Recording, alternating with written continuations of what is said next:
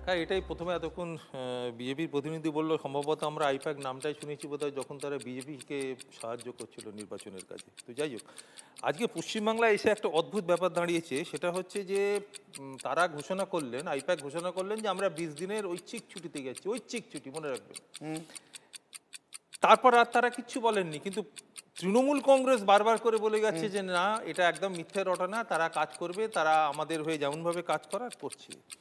এখন দেখা যাচ্ছে যে যখন তাদের বিভিন্ন অফিসে যখন রেডগুলো হচ্ছিল, সেখানে মুখ্যমন্ত্রী নিজে পৌঁছে গেছেন, ফাইলপত্র কাগজপত্র বার করে এনেছেন।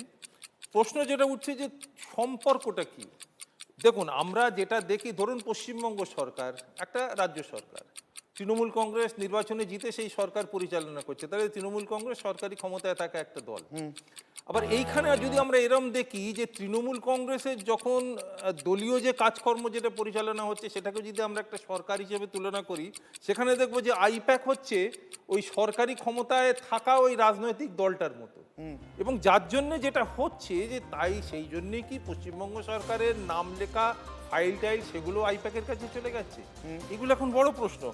এবং আর একটা কথা, সেটা হচ্ছে যে সুপ্রিম কোর্টে মামলা চলছে এবং একটার পর এক মানুষ তাদের গ্রেপ্তার হচ্ছে, এবং যেটা সবচেয়ে বড় প্রশ্ন যে অভিযোগগুলো তৃণমূল কংগ্রেসের বিরুদ্ধে উঠেছে, যেটা কয়লা পাচার বা অন্যান্য ক্ষেত্রে, সেই ক্ষেত্রে অর্থাৎ সব ব্যাপারেই যদি তারা সাহায্য করেন, তাহলে কি আইপ্যাক এই সমস্ত কাজেও তৃণমূলকে সমর্থন করছে?